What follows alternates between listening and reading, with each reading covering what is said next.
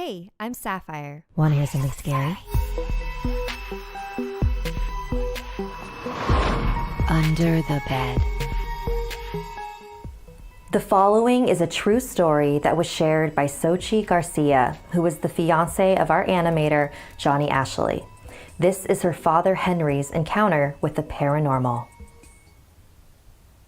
My name is Henry Paul Garcia. When I was about 5 years old in 1945, something happened to me that, to this day, neither I nor the rest of my family can explain. So every summer, my family would stay with my abuela in Guadalajara, Mexico. She lived in a cramped apartment house known as a vecindad. It was just one narrow hallway with 8 single-room units leading up to one wash area, shared by all of the tenants. My abuela's unit in particular was very tight. There were many of us that had to squeeze into the small quarters, but we made it work. Packed into one room, it was myself, my sisters Teresa, Cristina, Irma, and Mercy, my mother Consuelo, my tia Vera, my tio Roberto, my abuela, and my aunt's dog Changa. Changa had always been protective of me. When I was a toddler, she'd grab me by the diapers if I tried to walk onto a busy street. So this one summer, my sister Teresa and I were playing on one side of the room while the rest of our family was chatting on the other side. I was sitting on my abuela's bed, my short legs swinging in the gap between the bed and the wall, as me and my sister were laughing and joking around. Suddenly, I felt someone grab my right leg and pull it down to the floor. Thinking it was one of my sisters under the bed, I shouted, "Hey, let go!" But the hand only gripped tighter. And I know that I was very young and small at the time, but I remember that hand feeling very, very large. It had a hold on almost my entire calf and ankle. I tried to kick my leg free, but it wouldn't budge. I was getting annoyed with whoever was messing around with me, so I leaned over the side of the bed to ask them to let go once more. But as I leaned over, I fell quiet, because there was no hand on my leg. I couldn't see anything, but I could absolutely feel it, and it was still not letting go. I started screaming and crying, frantically trying to break my leg free. Teresa didn't know what to do and started screaming with me. That's when everyone else came over to see what was wrong, including Changa. She ran under the bed, barking and yelping at whatever was holding my ankle.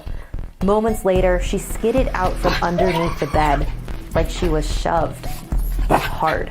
She ran back under, and again, she was thrown across the tiles. This happened over and over several times. Next, my tio Roberto came and tried to wrench me loose, but even with his strength, he couldn't pull my leg out from the gap. The large, invisible fingers squeezed even tighter. And then my abuela had a thought. See, there were rumors that when the Spanish conquered Mexico, they didn't trust the banks to carry their gold, so they hired natives to bury the treasure in secret locations. But after the hole was buried and the treasure was secured, they'd kill the natives, so they could never disclose the location to anyone. The Spanish then believed that their spirits would stop anyone from coming near the gold. It was also said that these spirits do not like excessive cursing.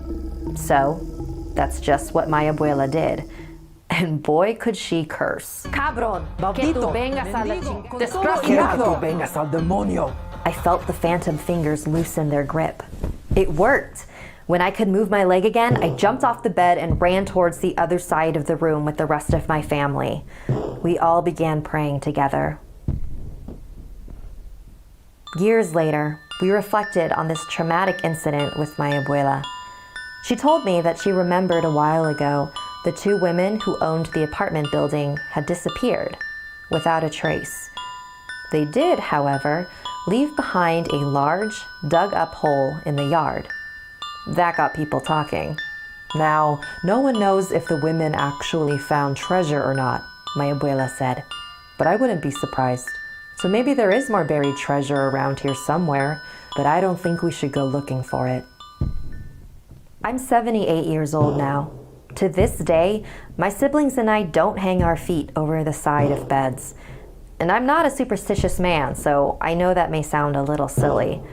But that's how much that night affected us. Maybe it was a ghost, maybe it wasn't. Like I say, nobody can ever say what really happened, what it really was. How can you know? Thank you to all of our patrons. If you'd like to join our VIP